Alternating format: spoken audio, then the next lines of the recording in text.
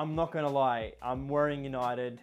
There's United in the background, and this episode is definitely going to be a bit sus. I'm not going to be biased, I'm going to be truthful, and these are my opinions. So let me know in the comments below what you think your favorite shirt is of the Premier League this year. But today's episode is basically that. I'll be rating the best and worst home shirts from 20 to 1 for this season.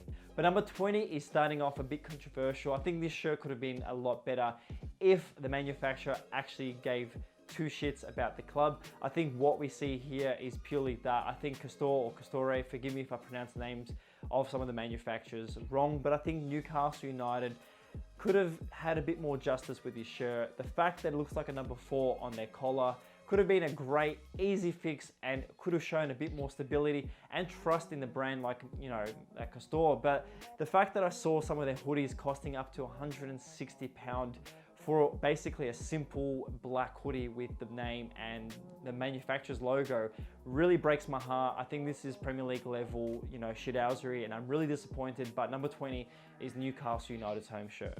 Again, a simple striped shirt. I think last season's shirt was great for Brighton, but this season, it's too clean for me. And to have a manufacturer like Nike, it's really disappointing. This is clearly a championship shirt, and I really look forward to, you know, maybe seeing better designs for clubs like this. Like I said, last season was great. I don't know what happened this season. Brentford have a soft spot in my heart. They really did a great thing in round 1, but it is Arsenal, so we didn't all think it's going to go downhill for Brentford. I think this shirt is great in a way that Umbro has, you know, really simplified the shirt. The only thing it's missing is some detailing on the sleeves. I think it could have made this shirt a lot better. Again, similar to the last one with Brighton, I think this is clearly a championship shirt. I think Brentford deserved a little bit better for their first season in the Premier League. Number 17 is Southampton. Now, Hummel have done a great job with this collar. I love everything about this large V-neck.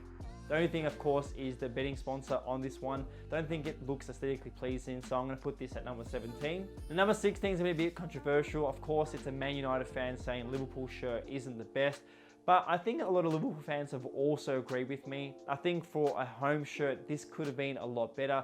This almost looks like a training item. I think Nike could have, you know, pushed the boundaries a little bit more for them or kept it as simple as possible. I think New Balance did some great home shirts, and I think this one here just missed the mark for me a little bit. I think, look, if I was a Liverpool fan, the away shirt is definitely the one I will go for. So of course at number 16 is this Liverpool home shirt. Now, I really enjoyed round 1 as a United fan, and of course Leeds United didn't, but number 15 is Leeds United. I think Adidas, you know, they're not going to give the best kits to some of the teams. I think their away shirt last season, similar to the LA Galaxy one, was great. But for a home shirt, I think they could have done a lot better than what they did last season. I think they just did worse off. I think this is a bang average kit, number 15. Leicester City, look, I think they do great on the pitch. I think last season's kits were great. I do love that pink one a couple of seasons ago. This one's just a template with their sponsorship. Again, it's a story that I saw with the Leicester City kit a couple of months ago, where the exact same Leicester City kit without the badge cost about, I think, £30, and then when they added the badge and the sponsorship on top, it cost £75. So this is clearly, again, just a slap-on shirt, and I think it's better than some of the shirts previously, but this is number 14. Number 13 is Burnley, and I do like the simple details within this shirt. I think it's a great little addition to this season's versus last season. I think last season they were really let down. Hopefully one day there's a parallel universe that we all can be a part of, where we choose the way the sponsorship looks on a shirt. I think this is a terrible way. It really makes me angry when I see some of these sponsors on some of these shirts, and I think Burnley really copped it this season. But number 13 is Burnley. Comparing both the shirts, number 13 and 12, Aston Villa comes up next. Similar designs, but I think what Villa here are supplied with Kappa, I think, is that sort of strip of lighting and changing the color with the tonal patterns throughout the shirt. Really gives it a lot, you know, better approach than what we see with the Burnley. So this is at number 12. Even though this shirt is pretty much simple, you will see in a kit review that I'm doing for the Spurs home shirt this season, I think it's the cleanest kit they've had since 2012. It's a great shirt. It looked amazing on the pitch against Man City.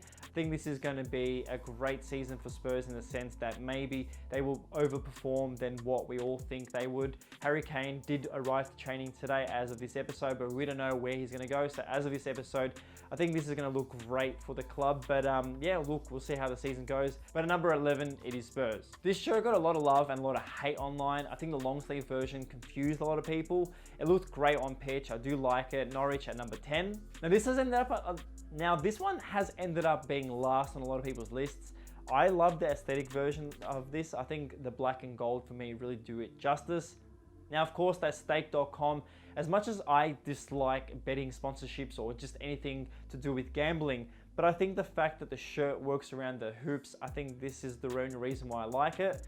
Again, it is pretty ugly in many ways, but I'm going to be a bit controversial and saying this is number 9. The classiest out of the bunch, I think Burnley and Aston Villa did a great job for what they got, but I think Umbro has done a great bit for West Ham. Being the club they are, I think the fans deserve a little bit more love after what they've had a couple of seasons. This is a great shirt. I do love the collar. I think everything about this one is simplistic in many ways, but class. The Betway sponsorship, again, ugly sort of branding for a gambling company, but I think the bold white outline works well with the white line across the shoulders. So at number 8, it is West Ham. So in my list last year, Crystal Palace came last, but this time they are now 7th. And I really like what Puma have done with this shirt last season. Both home and away were terrible last year, but come this season, Puma has done the club justice.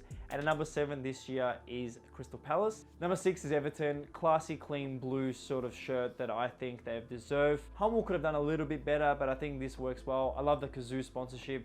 Both Everton and Aston Villa have it once again, and I think this is a great shirt for the Evertonians.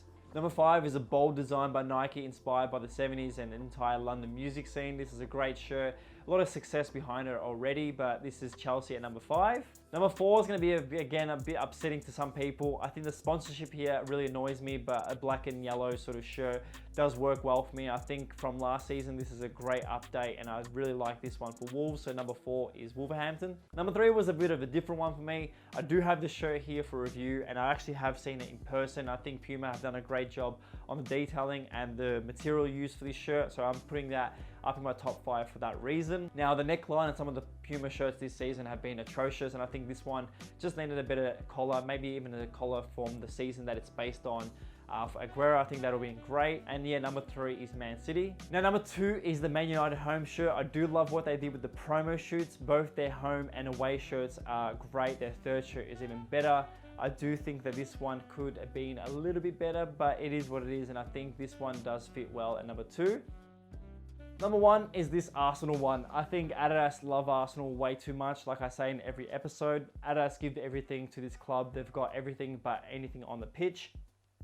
This one reminds me a lot of their glory days. I think everything about this shirt, even though a lot of people say it reminds them of the Ajax one from this season, I think Arsenal deserve this one. It's a great shirt. I think every little bit of detail on this one is great. So this is number 1 for the Premier League season this year. Well, there you go, guys. Thank you so much for watching today's episode. Let me know in the comments below what you think the top 5 shirts of your Premier League season is this year. As always, please stay safe, stay away from stupid people, and I'll see you in the next episode. Thank you and goodbye.